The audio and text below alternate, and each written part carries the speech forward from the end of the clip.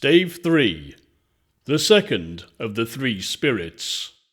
Awakening in the middle of a prodigiously tough snore, and sitting up in bed to get his thoughts together, Scrooge had no occasion to be told that the bell was again upon the stroke of 1.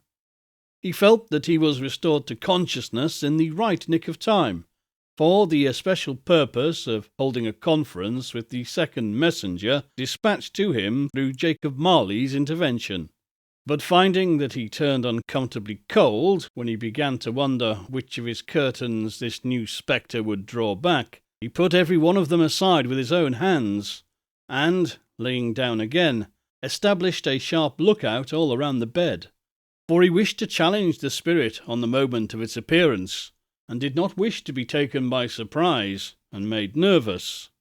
Gentlemen of the free and easy sort, who plume themselves on being acquainted with a move or two, and being usually equal to the time of day, express the wide range of their capacity for adventure by observing that they are good for anything from pitch and toss to manslaughter, between which opposite extremes, no doubt, there lies a tolerably wide and comprehensive range of subjects. Without venturing for Scrooge quite as hardily as this, I don't mind calling on you to believe that he was ready for a good broad field of strange appearances, and that nothing between a baby and rhinoceros would have astonished him very much. Now, being prepared for almost anything, he was not by any means prepared for nothing, and consequently, when the bell struck 1, and no shape appeared, he was taken with a violent fit of trembling. 5 minutes, 10 minutes, a quarter of an hour went by, yet nothing came. All this time he lay upon his bed, the very core and centre of a blaze of ruddy light, which streamed upon it when the clock proclaimed the hour, and which, being only light, was more alarming than a dozen ghosts, as he was powerless to make out what it meant, or would be at, and was sometimes apprehensive that he might be, at that very moment, an interesting case of spontaneous combustion, without having the consolation of knowing it.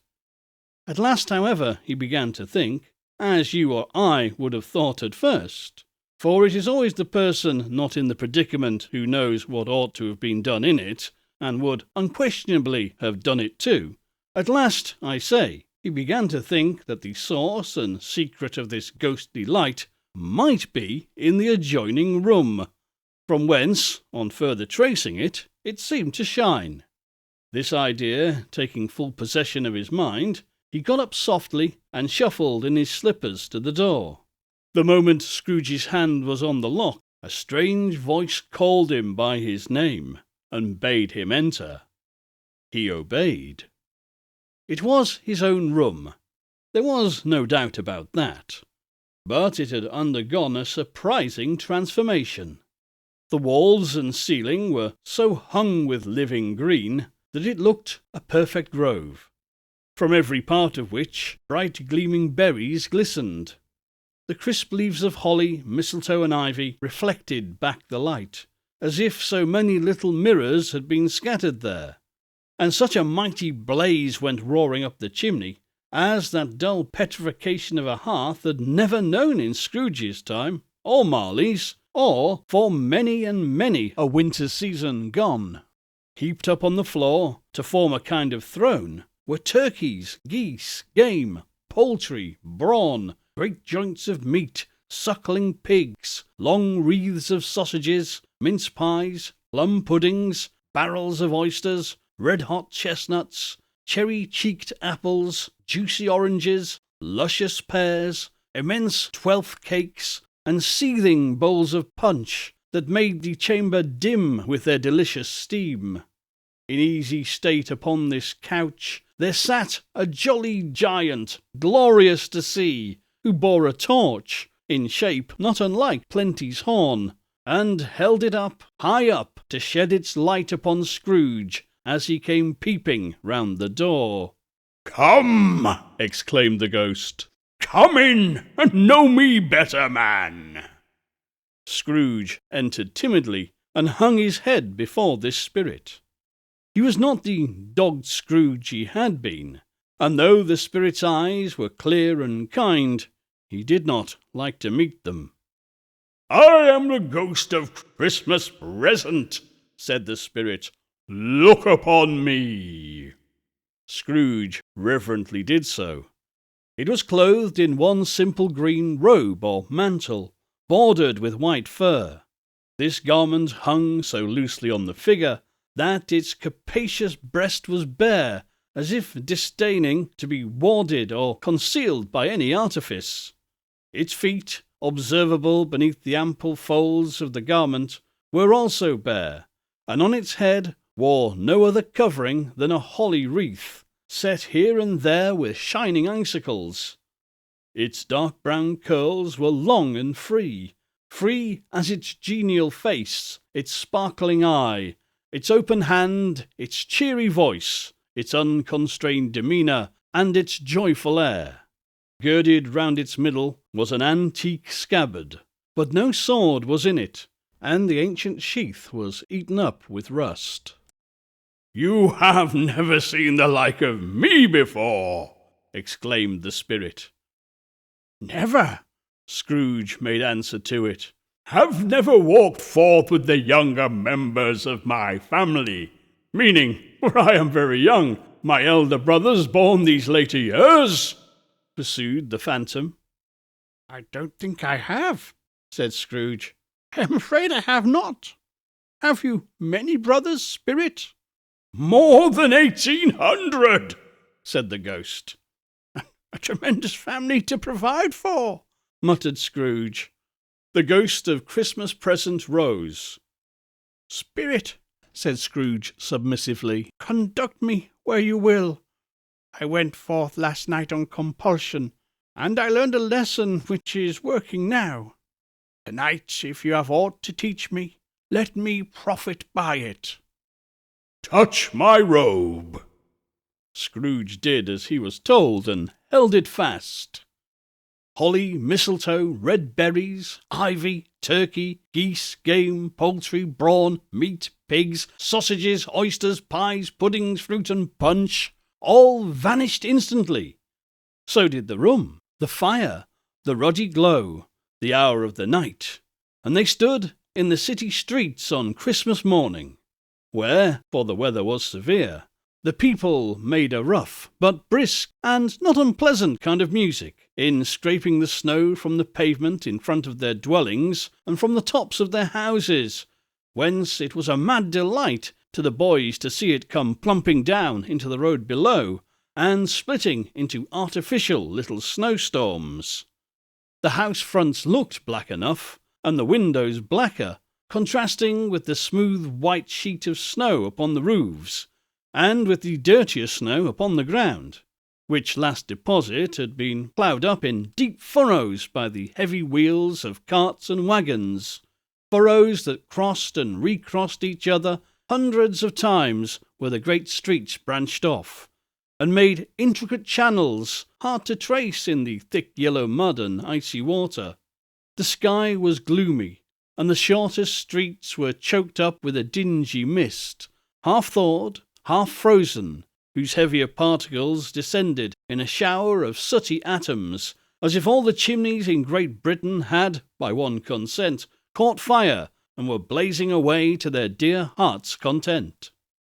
There was nothing very cheerful in the climate or the town, and yet there was an air of cheerfulness abroad that the clearest summer air and brightest summer sun might have endeavoured to diffuse in vain. For the people who were shovelling away on the housetops were jovial and full of glee, calling out to one another from the parapets, and now and then exchanging a facetious snowball, better-natured missiles far than many a wordy jest, laughing heartily if it went right, and not less heartily if it went wrong. The poulterers' shops were still half open, and the fruiters were radiant in their glory. There were great round pot-bellied baskets of chestnuts, shaped like the waistcoats of jolly old gentlemen, lolling at the doors and tumbling out into the street with their apoplectic opulence. There were ruddy, brown-faced, broad-girthed Spanish onions, shining in the fatness of their growth like Spanish friars, and winking from their shelves in wanton slyness at the girls as they went by, and glanced demurely at the hung-up mistletoe. There were pears and apples clustered high in blooming pyramids. There were bunches of grapes, made in the shopkeeper's benevolence to dangle from conspicuous hooks, that people's mouths might water as they passed. There were piles of filberts, mossy and green, recalling in their fragrance ancient walks among the woods and pleasant shufflings ankle-deep through withered leaves. There were Norfolk biffins, squat and swarthy, setting off the yellow of the oranges and lemons, and, in the great compactness of their juicy persons, urgently entreating and beseeching to be carried home in paper bags and eaten after dinner. The very gold and silver fish set forth among these choice fruits in a bowl, though members of a dull and stagnant-blooded race, appeared to know that there was something going on, and, to a fish, went gasping round and round their little world in slow and passionless excitement. The grocers, oh, the grocers, nearly closed, perhaps with 2 shutters down or 1, but through those gaps such glimpses!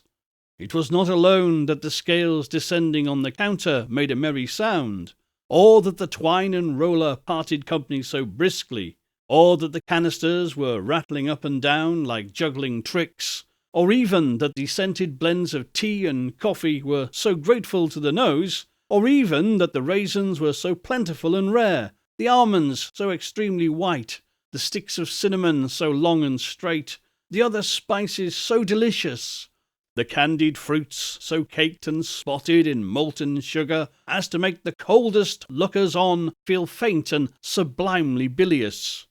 Nor was it that the figs were moist and pulpy, or that the French plums blushed in modest tartness from their high-decorated boxes, or that everything was good to eat and in its Christmas dress. But the customers were all so hurried and so eager in the hopeful promise of the day that they tumbled up against each other at the door, crashing their wicker baskets wildly, and left their purchases upon the counter and came running back to fetch them, and they committed hundreds of the like mistakes, in the best humour possible, while the grocer and his people were so frank and fresh that the polished hearts with which they fastened their aprons behind might have been their own, worn outside for general inspection, and for Christmas doors to peck at if they chose. But soon the steeples called good people all to church and chapel, and away they came, flocking through the streets in their best clothes, with their gayest faces. And at the same time there emerged from scores of by-streets, lanes, and nameless turnings innumerable people carrying their dinners to the bakers' shops. The sight of these poor revellers appeared to interest the spirit very much, for he stood with Scrooge beside him in a baker's doorway, and, taking off the covers as their bearers passed, sprinkled incense on their dinners from his torch. And it was a very uncommon kind of torch, for once or twice, when there were angry words between some dinner-carriers who had jostled each other, he shed a few drops of water on them from it, and their good humour was restored directly, for they said it was a shame to quarrel upon Christmas Day, and so it was. God love it, so it was. In time the bells ceased, and the bakers were shut up, and yet there was a genial shadowing forth of all these dinners, and the progress of their cooking, in the thawed blotch of wet above each baker's oven, where the pavement smoked as if its stones were cooking too. "Is there a peculiar flavour in what you sprinkle from your torch?" asked Scrooge. "There is, my own." "Would it apply to any kind of dinner on this day?" asked Scrooge. "To any kindly given, to a poor one most." "Why to a poor one most?" asked Scrooge. "Because it needs it most." "Spirit," said Scrooge, after a moment's thought, "I wonder you, of all the beings in the many worlds about us, should desire to cramp these people's opportunities of innocent enjoyment." "I? cried the spirit. "You would deprive them of their means of dining every seventh day, often the only day on which they can be said to dine at all," said Scrooge. "Wouldn't you?" "I?" cried the spirit. "You seek to close these places on the seventh day," said Scrooge, "and it comes to the same thing." "I seek?" exclaimed the spirit. "Forgive me if I am wrong. It has been done in your name, or at least in that of your family," said Scrooge. "There are some upon this earth of yours," returned the spirit, "who lay claim to know us, and who do their deeds of passion, pride, ill will, hatred, envy, bigotry, and selfishness in our name, who are as strange to us and all our kith and kin as if they had never lived. Remember that, and charge their doings on themselves, not to us." Scrooge observed that he would, and went on, invisible, as they had been before, into the suburbs of the town. It was a remarkable quality of the ghost, which Scrooge had observed at the baker's, and notwithstanding his gigantic size, he could accommodate himself to any place with ease, and that he stood beneath a low roof, quite as graceful and like a supernatural creature as it was possible he would have done in any lofty hall. And perhaps it was the pleasure the good spirit had in showing off this power of his, or else it was his own kind, generous, hearty nature, and his sympathy with all poor men, that led him straight to Scrooge's clerks. For there he went, and took Scrooge with him, holding on to his robe, and, on the threshold of the door, the spirit smiled and stopped to bless Bob Cratchit's dwelling with a sprinkling of his torch. Think of that. Bob had but 15 bob a week himself. He pocketed on Saturdays but 15 copies of his Christian name, and yet the ghost of Christmas present blessed his 4-roomed house. Then up rose Mrs. Cratchit, Cratchit's wife, dressed out but poorly in a twice-turned gown, but brave in ribbons, which are cheap and make a goodly show for sixpence, and she laid the cloth, assisted by Belinda Cratchit, second of her daughters, also brave in ribbons, while Master Peter Cratchit plunged a fork into a saucepan of potatoes, and, getting the corners of his monstrous shirt collar, Bob's private property, conferred upon his son and heir in honour of the day, into his mouth, and rejoiced to find himself so gallantly attired, and yearned to show his linen in the fashionable parks. And now 2 smaller Cratchits, boy and girl, came tearing in, screaming that outside the baker's they had smelt the goose and known it for their own, and basking in luxurious thoughts of sage and onion, these young Cratchits danced about the table, and exalted Master Peter Cratchit to the skies, while he, not proud, although his collars nearly choked him, blew the fire until the slow potatoes bubbled up, knocked loudly at the saucepan lid to be let out and peeled. "What has ever got your precious father?" said Mrs. Cratchit, "and your brother Tiny Tim? And Martha warn't as late last Christmas Day by half an hour." "Here's Martha, mother," said a girl, appearing as she spoke. "Here's Martha, mother!" cried the 2 young Cratchits. "Hurrah! There is such a goose, Martha!" "Why, bless your heart alive, my dear, how late you are!"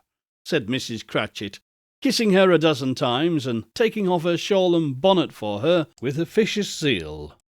"We'd a deal to work to finish up last night," replied the girl, "and had to clear it away this morning, mother."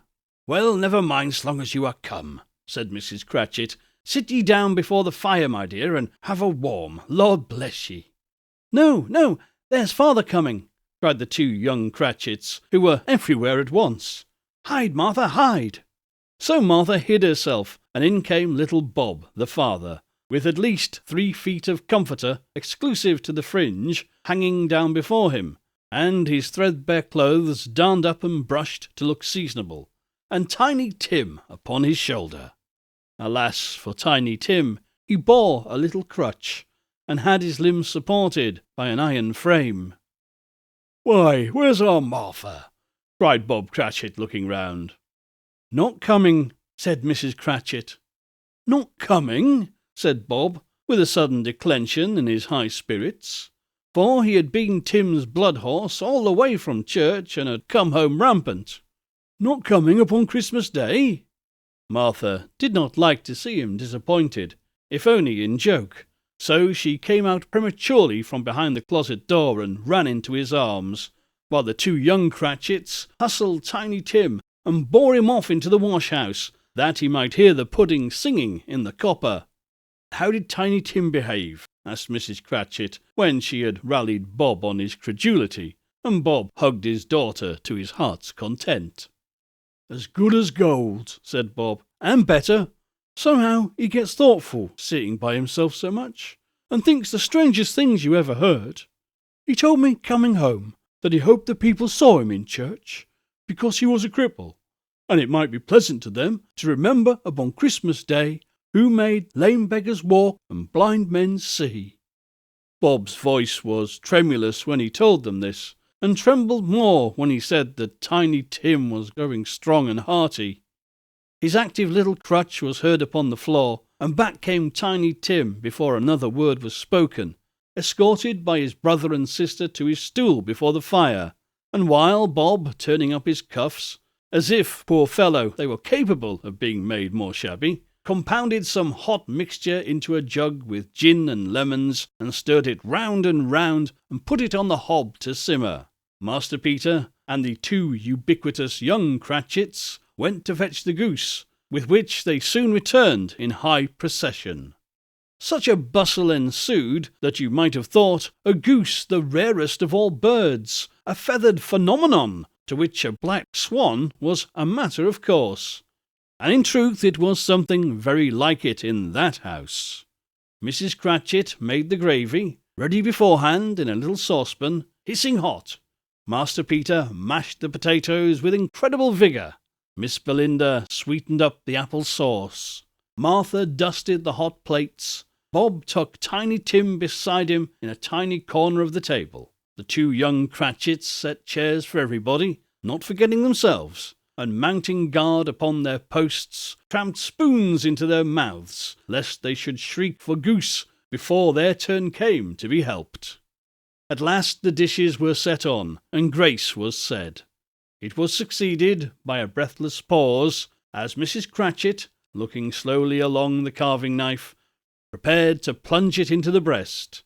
But when she did, and when the long-expected gush of stuffing issued forth, one murmur of delight arose all round the board, and even Tiny Tim, excited by the two young Cratchits, beat on the table with the handle of his knife and feebly cried, "Hurrah!" There was never such a goose. Bob said he didn't believe there was ever such a goose cooked. Its tenderness and flavour, size and cheapness were the themes of universal admiration. Eked out by apple sauce and mashed potatoes, it was a sufficient dinner for the whole family. Indeed, as Mrs. Cratchit said with great delight, surveying one small atom of a bone upon the dish, they hadn't ate it all at last. Yet everyone had had enough, and the youngest Cratchits in particular were steeped in sage and onion to the eyebrows. But now the plates were being changed by Miss Belinda. Mrs. Cratchit left the room alone, too nervous to bear witness, to take the pudding up and bring it in. Suppose it should not be done enough? Suppose it should break in turning out? Suppose someone should have got over the wall of the backyard and stolen it while they were merry with the goose? A supposition at which the two young Cratchits became livid. All sorts of horrors were supposed. Hello! A great deal of steam! The pudding was out of the copper. A smell like washing day. That was the cloth.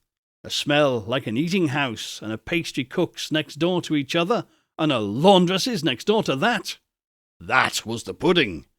In half a minute Mrs. Cratchit entered, flushed, but smiling proudly, with the pudding, like a speckled cannon-ball, so hard and firm, blazing in half of a quartern of ignited brandy, and bedight with Christmas holly stuck into its top. Oh, what a wonderful pudding! Bob Cratchit said so, and calmly too, that he regarded it as the greatest success achieved by Mrs. Cratchit since their marriage. Mrs. Cratchit said that now the weight was off her mind, she would confess she had had her doubts about the quantity of flour. Everyone had something to say about it, but nobody said or thought that it was a small pudding for a large family. It would have been flat heresy to do so. Any Cratchit would have blushed to hint at such a thing. At last the dinner was all done. The cloth was cleared, the hearth swept, and the fire made up.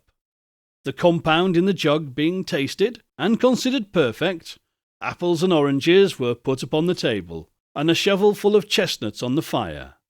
Then all the Cratchit family drew round the hearth in what Bob Cratchit called a circle, meaning half a one, and at Bob Cratchit's elbow stood the family display of glass, 2 tumblers and a custard cup without a handle.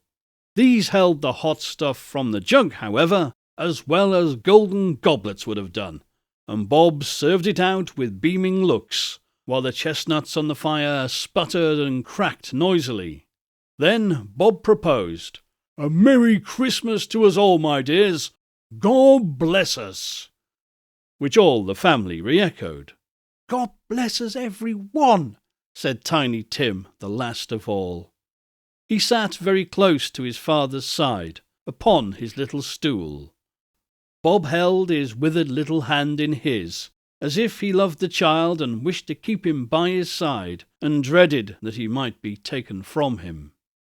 "Spirit," said Scrooge, with an interest he had never felt before, "tell me if Tiny Tim will live."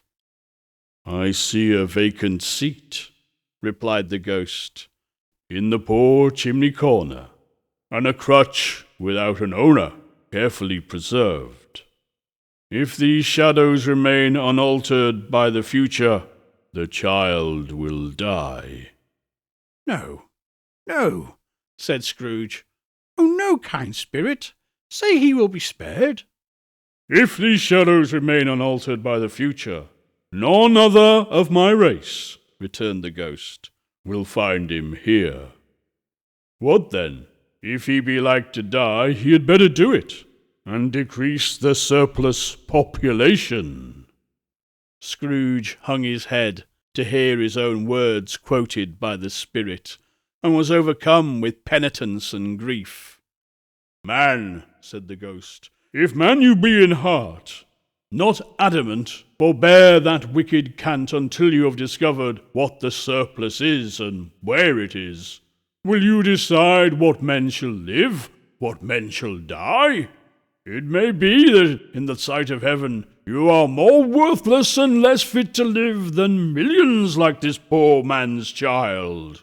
Oh, God, to hear the insect on the leaf pronouncing too much life among his hungry brothers in the dust." Scrooge bent before the ghost's rebuke, and trembling cast his eyes upon the ground. But he raised them speedily on hearing his own name. "Mr. Scrooge," said Bob, "I'll give you Mr. Scrooge, the founder of the feast." "The founder of the feast, indeed!" cried Mrs. Cratchit, reddening. "I wish I had him here. I'd give him a piece of my mind to feast upon, and I hope he'd have a good appetite for it." "My dear," said Bob, "the children. Christmas Day."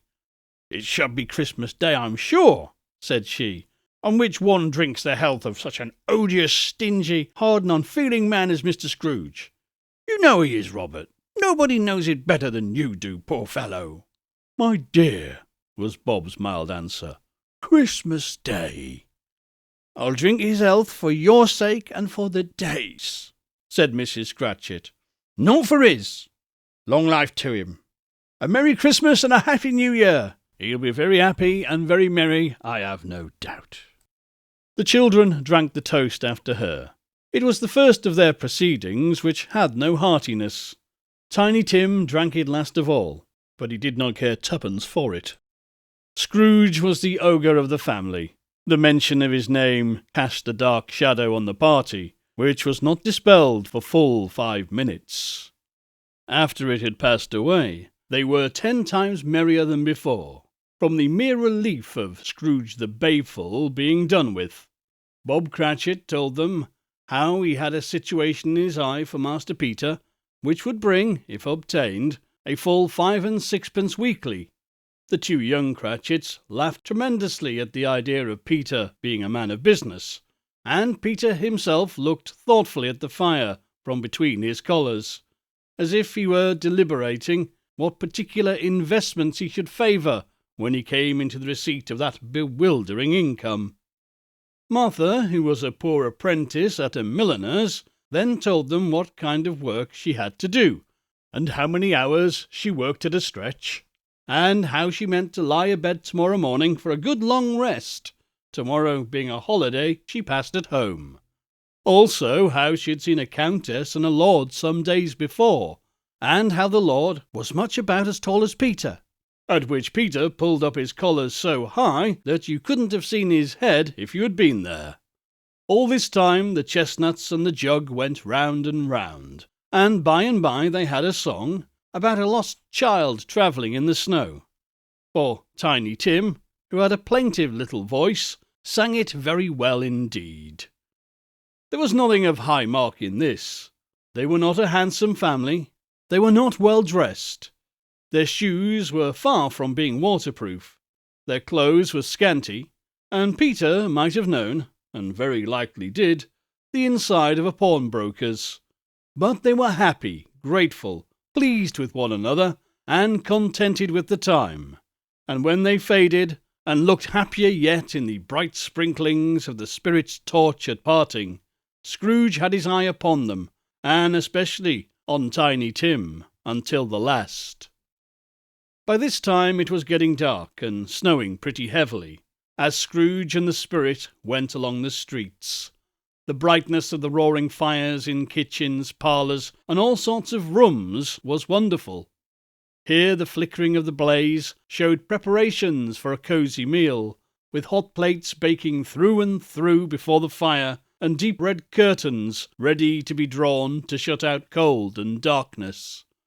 Here all the children of the house were running out into the snow to meet their handsome girls, to meet their married sisters, brothers, cousins, uncles, aunts, and be first to greet them.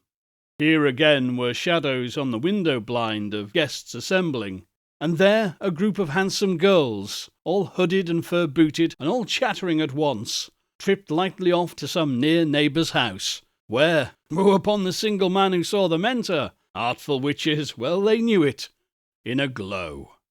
But if you had judged the numbers of people on their way to friendly gatherings, you might have thought that no one was at home to give them welcome when they got there, instead of every house expecting company, and piling up its fires half chimney high. Blessings on it, how the ghost exalted, how it bared its breadth of breast, and opened its capacious palm, and floated on, outpouring, with a generous hand, its bright and harmless mirth upon everything within its reach. The very lamplighter who ran on before, dotting the dusky street with specks of light, and who was dressed to spend the evening somewhere, laughed out loudly as the spirit passed, though little kenned the lamplighter that he had any company but Christmas. And now, without a word of warning from the ghost, they stood upon a bleak and desert moor, where monstrous masses of rude stone were cast about, as though it were the burial place of giants, and water spread itself wheresoever it listed, or would have done, but for the frost that held it prisoner. And nothing grew but moss and furze and coarse rank grass.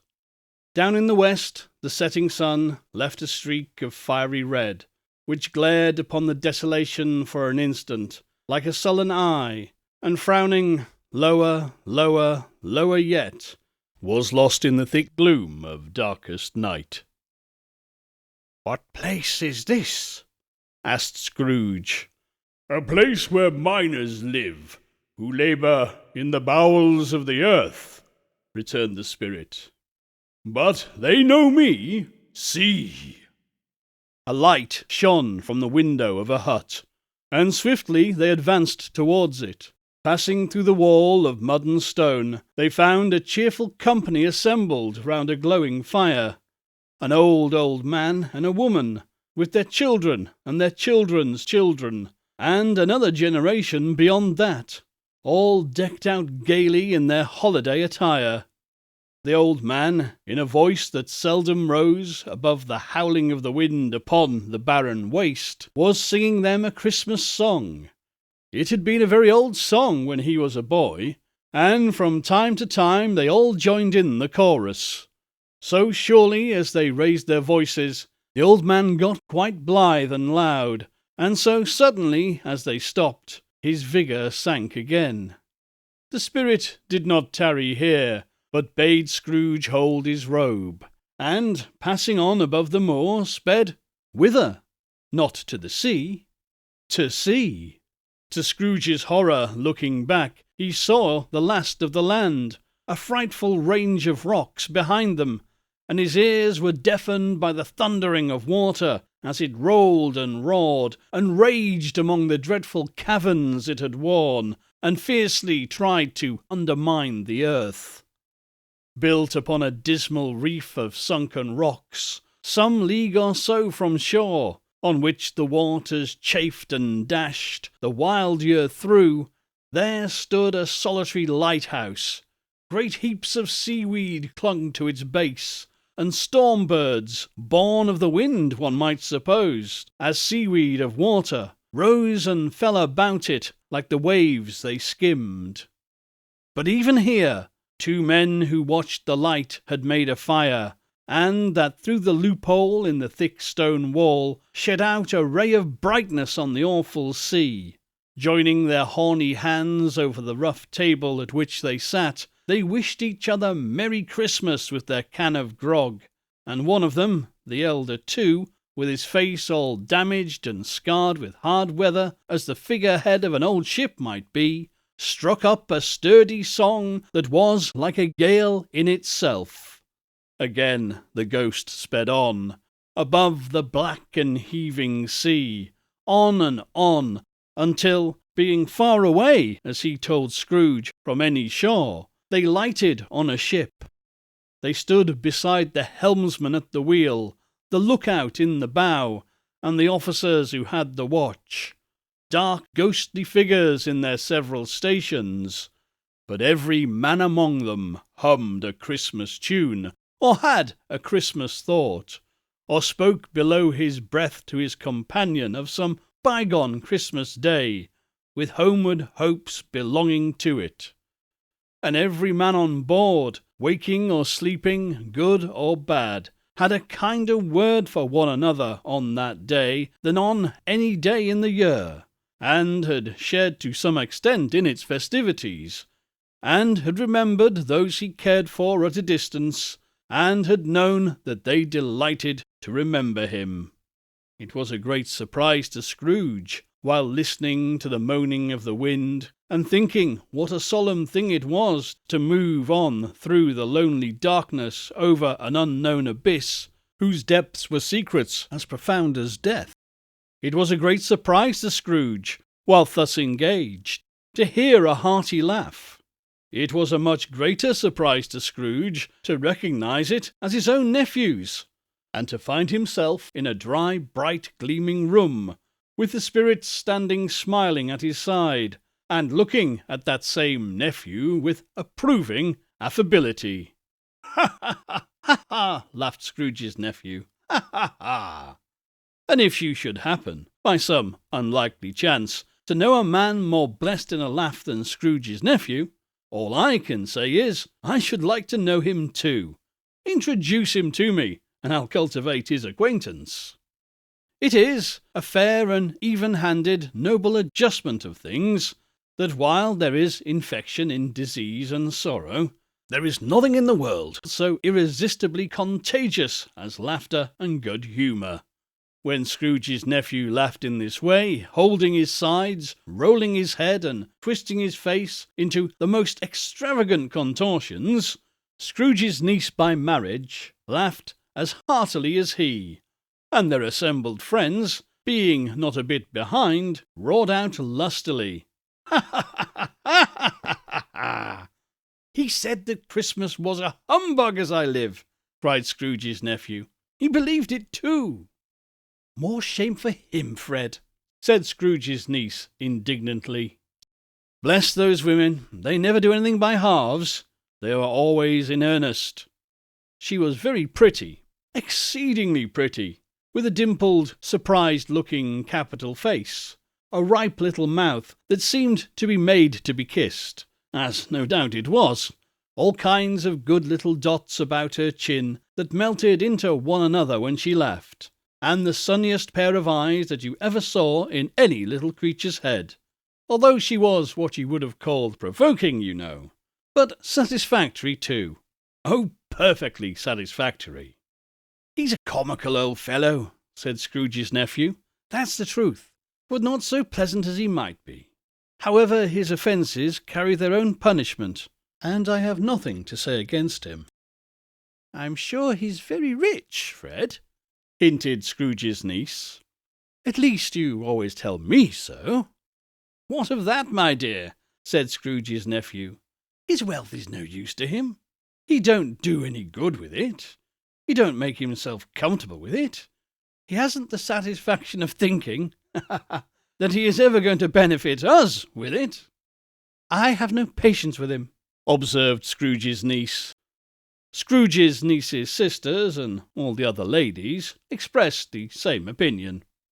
Oh, I have, said Scrooge's nephew. I feel sorry for him. I couldn't be angry with him if I tried.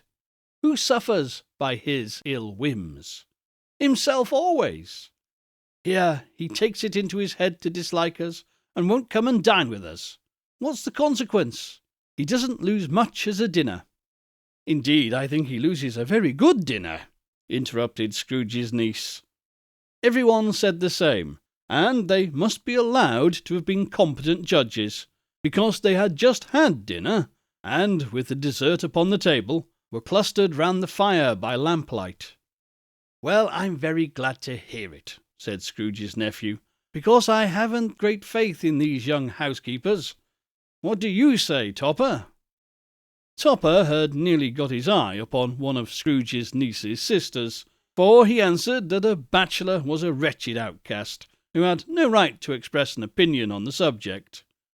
Whereat Scrooge's niece's sister, the plump one with the lace tucker, not the one with the roses, blushed. Do go on, Fred, said Scrooge's niece, clapping her hands. He never finishes what he begins to say. He is such a ridiculous fellow. Scrooge's nephew revelled in another laugh, and it was impossible to keep the infection off. Though the plump sister tried to do it with aromatic vinegar, his example was unanimously followed.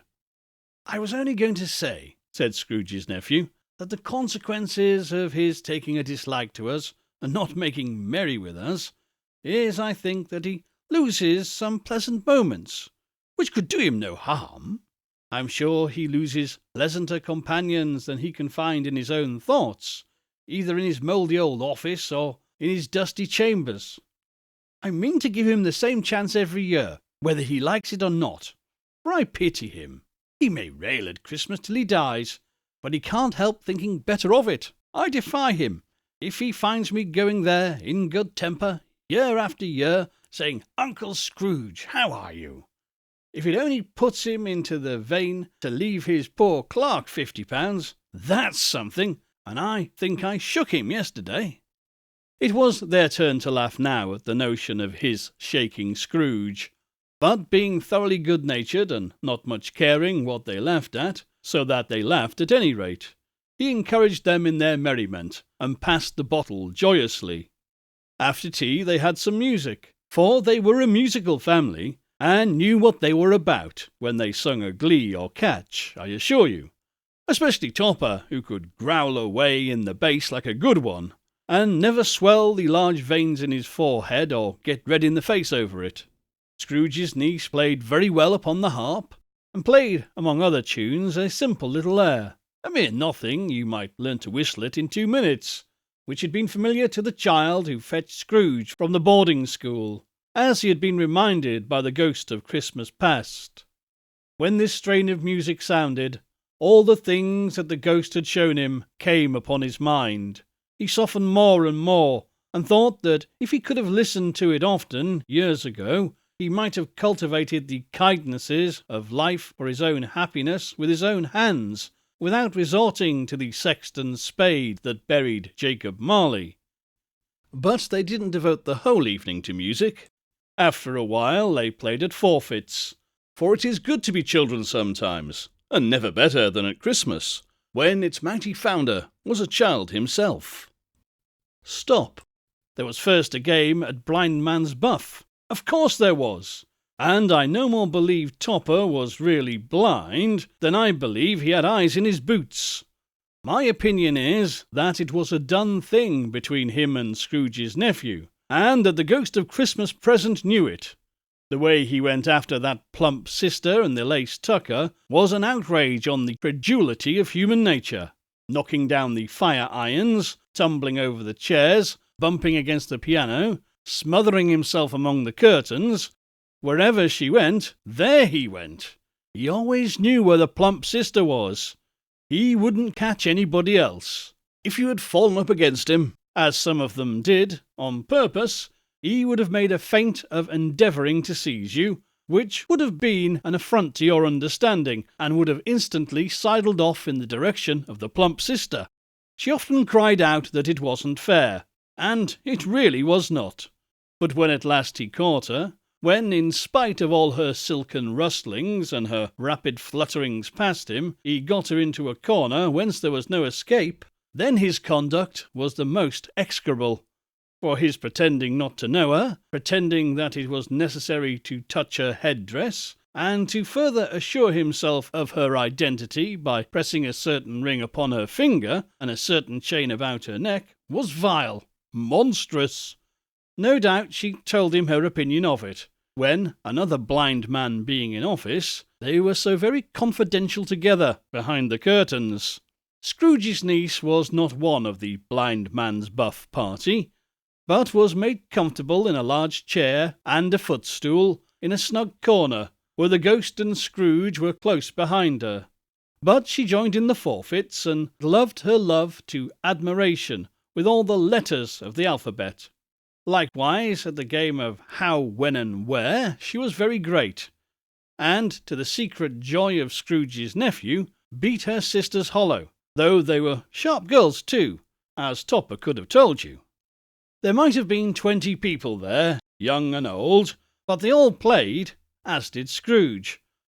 For, wholly forgetting the interest he had in what was going on, that his voice made no sound in their ears, he sometimes came out with his guess quite loud, and very often guessed right too, or the sharpest needle, best in Whitechapel, warranted not to cut in the eye, was not sharper than Scrooge, blunt as he took it in his head to be. The ghost was greatly pleased to find him in this mood, and looked upon him with such favour that he begged like a boy to be allowed to stay until the guests departed. But this, the spirit said, could not be done. "Here is a new game," said Scrooge. "1 half-hour, Spirit. Only one."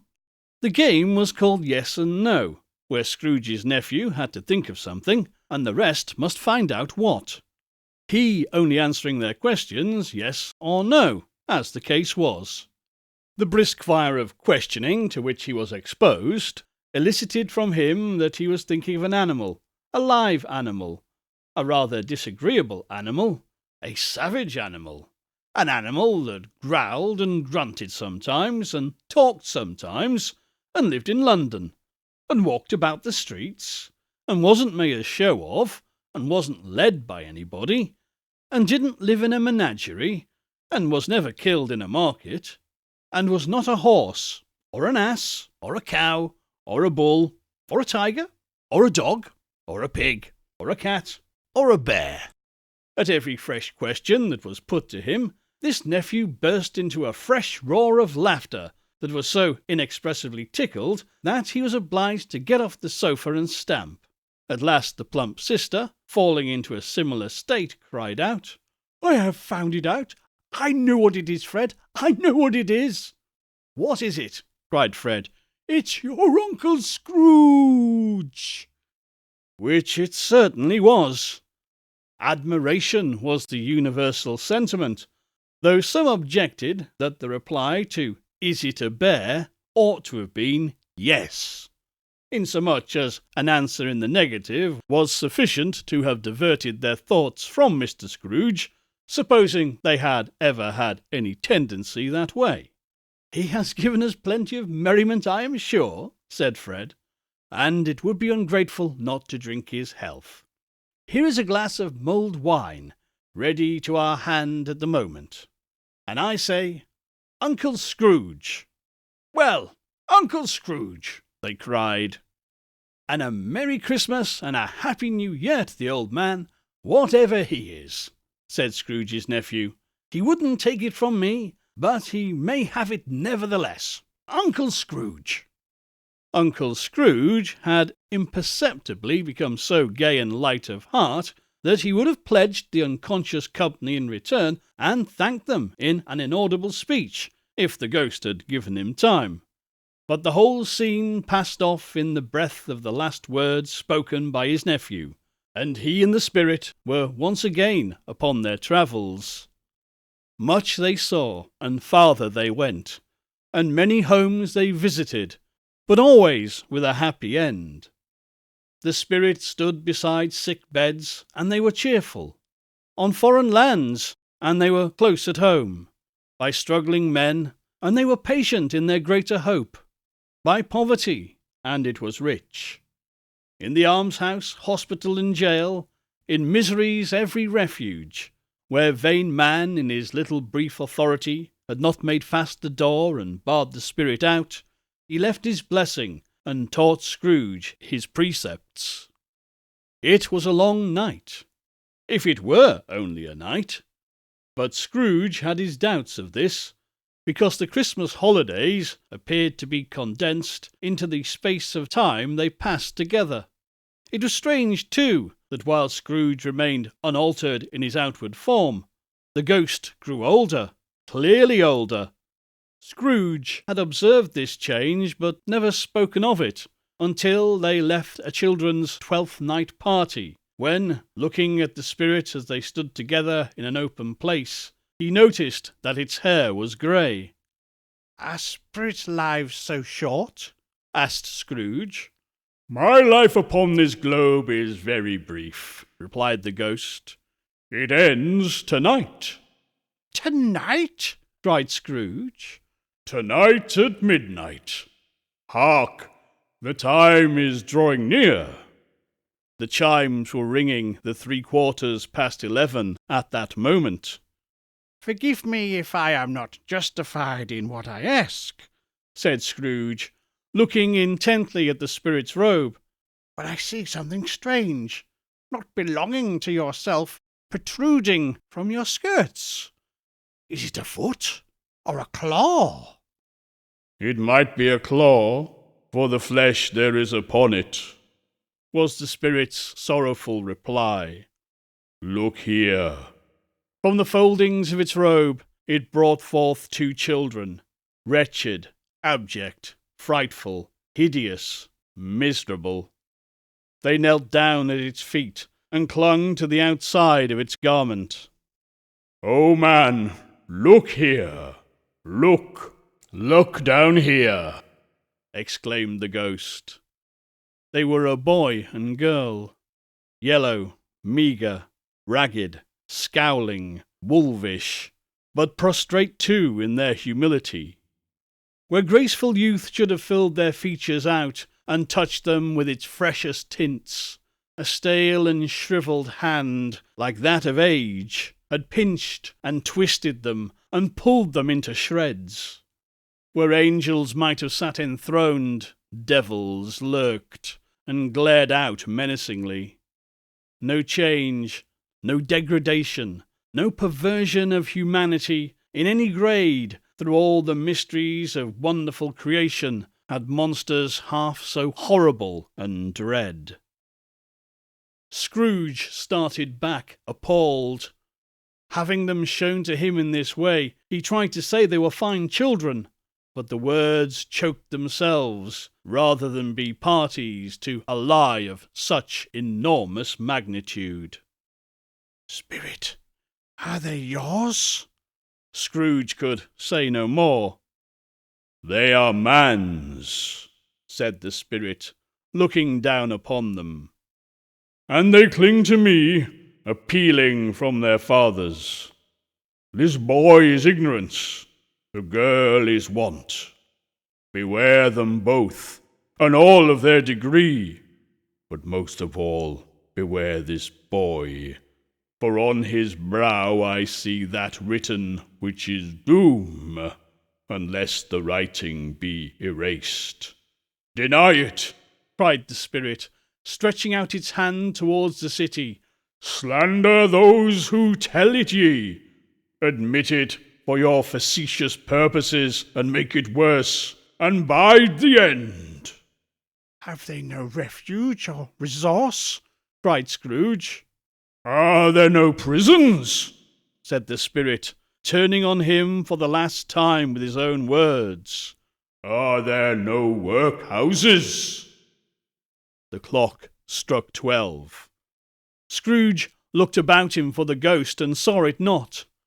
As the last stroke ceased to vibrate, he remembered the prediction of old Jacob Marley, and, lifting up his eyes, beheld a solemn phantom, draped and hooded, coming, like a mist along the ground, towards him.